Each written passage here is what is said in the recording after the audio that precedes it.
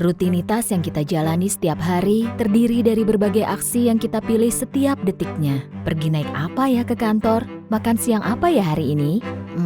Pakai baju apa ya buat ketemu si dia? Semua pilihan tersebut tidak hanya berdampak bagi diri kita sendiri, namun juga berdampak secara langsung bagi semua kehidupan yang ada di sekitarmu, seperti temanmu, keluargamu, juga kelestarian makhluk hidup lain di muka bumi ini. Setiap penduduk Indonesia rata-rata menghasilkan emisi sebesar 2,09 ton karbon dioksida per tahun. Angka ini setara dengan emisi yang dihasilkan dari pengisian daya lebih dari 240.000 smartphone. Sebagian dari emisi tersebut berasal dari kendaraan yang kita naiki, makanan yang kita makan, pakaian yang kita kenakan, hingga listrik yang kita gunakan. Mungkin selama ini kita tidak sadar, namun sumbangan emisi kita setiap harinya berdampak pada kondisi bumi yang kita tinggali hari ini. Emisi yang berlebihan membuat gas rumah kaca yang selama ini membantu menyeimbangkan suhu bumi jadi tidak terkendali. Akhirnya suhu bumi menjadi semakin panas dan menyebabkan krisis iklim.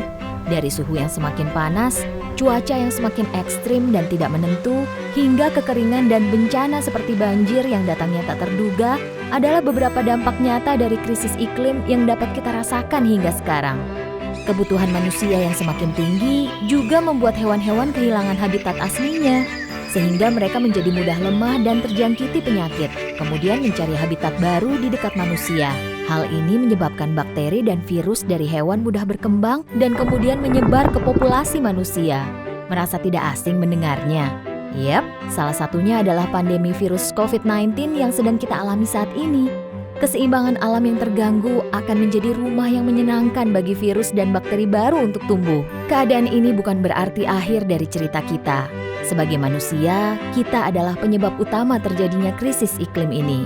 Namun, di tangan kita jugalah keadaan dapat berbalik. Dimulai dari pilihan yang kita buat secara sadar setiap harinya.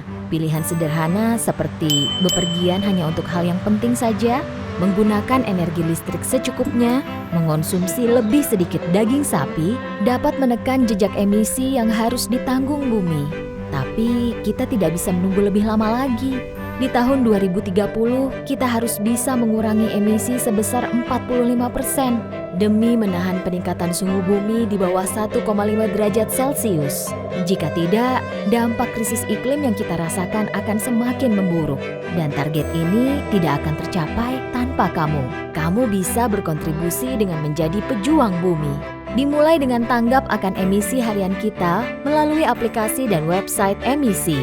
Melalui aplikasi dan website ini, kita dapat menghitung dan melacak jumlah emisi yang kita hasilkan, menyarankan aktivitas alternatif yang minim emisi, juga mengajak menanam pohon untuk mengurangi menyerap emisi yang kamu keluarkan. Sehingga kita dapat memikirkan kembali dampak dari pola konsumsi dan gaya hidup yang kita pilih sehari-hari.